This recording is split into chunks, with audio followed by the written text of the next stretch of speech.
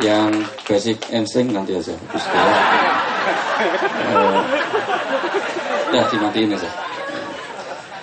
Apa sih? Persis kode BlackBerry-nya Mbak Via. Simbolnya itu BF, terus X, terus apa lagi itu. Saya sekalian, kata-kata itu yang sebetulnya nanti menjadi kunci-kunci di situ. Ada kata-kata kunci apa? Itu yang sudah saya garis bawah. Ini biasanya saya kalau training motivasi gini ini saya dibayar mahal terus terang. Gitu. Saya tidak mau dibayar murah karena kalau saya dibayar murah itu pelecehan terhadap karya intelektual. Saya sekalian serius. Ini biasanya yang harus corporate. Kalau perorangan nggak kuat bayar itu. Apalagi wajah-wajah ini wajah-wajah. Mohon maaf. Sekali lagi jangan tersinggung, memang kenyataannya seperti itu. Kadang-kadang memang harus mengakui. Tidak semua orang itu siap dengan kenyataan dirinya sendiri. Jadi sekalian, sebenarnya ada kata-kata kunci itu, tapi saya ingin ordernya dulu. Di situ ada kebersamaan, ada persatuan, ada daya tahan, ada strategi. Orang yang keluar dari jamaah, orang yang pertama kali dia akan hancur. Keluar dari ma'iyah, nggak pernah datang ke KC, insya Allah itu yang akan itu semuanya tersingkirkan dan yang lain-lain. Jadi kebersamaan itu penting, strategi perlu ada pemimpin. Sebetulnya tadi secara dohir yang menang itu yang pakai legion veteran itu atau orang-orang yang ditahan. Secara lahiriah ukuran manusiawi yang menang itu tentara Fir'aun apa tentaranya Musa? Musa nggak punya tentara. Fir'aun itu tentara 6.000 orang. Tentaranya 6.000. Tapi Fir'aun sendiri punya pengikut 3.000. Jadi Fir'aun bawa 3.000 orang istana dan 6.000 tentara. Yang dikejar 2.000 orang. Rakyat jelata. Musa itu. Sehingga Nabi Musa lari sampai ke laut. Begitu lari ke laut, semua orang menyalahkan. Innala mudrakun. Kita tersusul ini. Musa, kenapa kita larinya ke laut? Kamu dulu kuliahnya itu IP-nya berapa? Ini 3,5 jelas ini. Paling gudang jurang, ini nggak jelas ini. Tapi Nabi Musa itu ada satu kekuatan. Saya kesini ini yang merintah Allah. Saya bukan ini. Kenapa nggak ke gunung? Kalau ke gunung Fir'aun datang tinggal gelundungi batu sudah mati semua. Itu pikiran manusia. Tetapi Allah ingin menunjukkan bahwa pikiran itu bukan satu-satunya. Makanya orang yang berilmu itu bukan satu-satunya orang yang selamat. Yang rusak di Indonesia ini orang pintar apa orang bodoh? Koruptor itu orang pintar apa orang bodoh? Dia tahu nggak kalau korupsi itu salah? Pelacur tahu nggak kalau itu salah? Maka nggak ada pelacur yang ingin anaknya jadi pelacur. Nggak ada pelacur kok nimang anaknya cepat besar ya nanti gantikan mama sudah oversize gitu. Dulu cinta sering kesini, sekarang kok Taman Lawang sepi, Keramat nggak ditutup. Yang tertawa ini kayaknya customer. Apalagi yang diem ini jangan-jangan lebih parah lagi. Malu terbuka aibnya. Jadi sekalian, jadi karena dia tahu bahwa itu, jadi tahu saja tidak cukup, pengetahuan juga tidak cukup, maka ada sesuatu yang sebetulnya dia tahu. Maka nanti harus kita padukan antara tahu itu juga harus mampu. Mampu saja tidak cukup, tapi juga harus mau. Lah yang berat itu di mau tadi. Kemauan itu yang susah. Kalau hanya pengetahuan, oke. Kalau hanya kemampuan, semuanya mampu. Mampu, tahu, tapi mau apa enggak? Kemauan itu yang akan jadi kenyataan. Balik kepada pesan Cak Nun tadi, bahwa iman itu bukan hanya melihat pada pernyataan, tapi juga harus ada kenyataan. Satu ketika, Bapak Ibu saudara sekalian, Nabi menunjukkan orang beriman yang bagus itu, yang sampai dicium tangannya itu, ada orang datang kepada Rasulullah, tiba-tiba ngajak jabat tangan.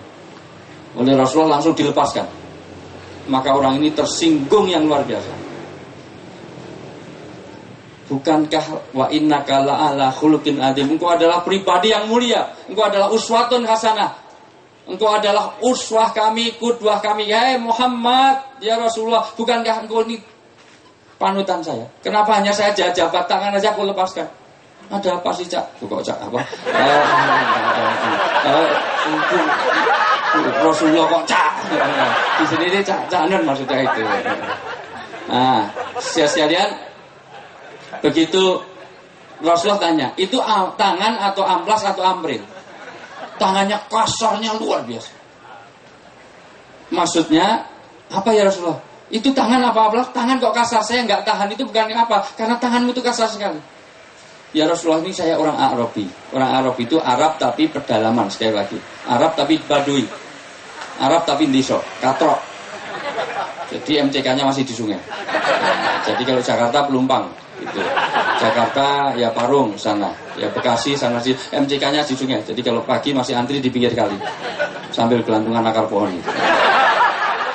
Itu bisa omong-omongan. Berangkat jam piro Dik? Jam 09. Jelas. Nggak ada sinyal, itu jelas. Pokoknya ajali air, jalan listrik airnya itu susah, masih di sungai, jalan banyak belum beraspal, ada aspal tapi lunak itu teretong.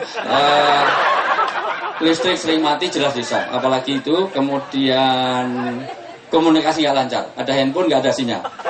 Nah, kayak fleksi, mesti nggak nyambung, bukan telepon biasa. Kemudian terakhir, desa itu diukur dengan masih ada ayam nyebrang di jalan apa enggak. Itu sederhana. Jadi rumah Anda desa atau kota dilihat masih ada enggak ayam nyebrang di jalan. Enggak ada tamrin, langsung macet, kenapa? Ayam nyebrang enggak ada. Kalau ada ayam itu ayam Taman Lawang tadi lepas. Oke sekalian, orang ini, saya ini tangan kasar. Sebetulnya Rasulullah saya tiap hari datang di masjidmu ini. Cuman biasanya saya duduk di belakang. Karena saya jualan dulu. Saya pengumpul kayu dan batu. Setiap hari saya ke Madinah. Mau jualan kayu, jualan batu luar biasa. Maka saya datangnya agak akhir. Tapi hari ini saya ada orderan. Maka saya langsung saja. Sehingga saya tidak perlu berjualan. Memasarkan langsung. Sehingga saya bisa duduk di depan. Tetapi kenapa ya Rasulullah saya jabat tangannya saya lepaskan. Itu menyinggung perasaan saya Rasulullah. Masmuk min aina anta. Kamu itu namanya siapa? Orang itu namanya Sa'ad. Tahu ya Sa'ad? Yang biasa azan di maghrib. Azan maghrib di TV itu selalu namanya Sa'ad. Kita nantikan Sa'ad azan maghrib. Nggak pernah kita nantikan Dik Duang azan maghrib. Nggak pernah. Di situ menulis namanya Sa'ad. Di mana kita nantikan Saat, selalu Saat. Besok diganti. Oh, yang mengadhan Saat terus capek kan. Tapi bukan Saat itu, namanya Sa'ad Al-Ansari. Ya Rasulullah, saya setiap hari, apa yang kau lakukan dari sini? Ya Rasulullah, setiap hari tentu yang dari sini saya sampaikan pada anak istriku. Karena setiap hari istriku tidak mungkin datang ke Madinah yang jauh ini. Maka semua hasil dari apa yang saya terima, saya dengar, saya rekam, saya itu saya sebarkan pada anak istri saya. Lalu hasil dari kerjamu untuk apa? Nah ini, hasil dari kerjaku, kata Habib tadi, itu untuk anak istriku. Tapi di sebelah kanan saya ada orang jompo yang tidak sanggup lagi bekerja. Sehingga makanya saya tangguh. Tapi masih ada lagi, ya Allah, ada kehormatan. Ya Rasulullah, ada kehormatan lagi. Kenapa? Ada anak yatim yang sebetulnya nggak yatim, tapi kedua orang tuanya pergi, belum pulang sampai hari ini. Sehingga hari-hari ini saya tanggung makan. Maka Rasulullah langsung nunduk. Jangan-jangan ini malaikat sedang ngajari saya. Di tengah-tengah nunduk itulah malah malaikat Jibril datang. Ya Muhammad, bangun. Jangan nunduk aja. Bangun. Ada apa ya? Loh kok Jibril? Berarti ini bukan. Jibrilnya ada kok. Berarti ini bukan malaikat itu. Begitu Jibril datang, sesungguhnya tangan yang kau lepaskan itu adalah tangan yang mubasar bil jannah. Tangan itu sudah ditulis di surga. Tangan itu tidak akan tersentuh oleh api neraka. Maka Rasulullah langsung bangkit.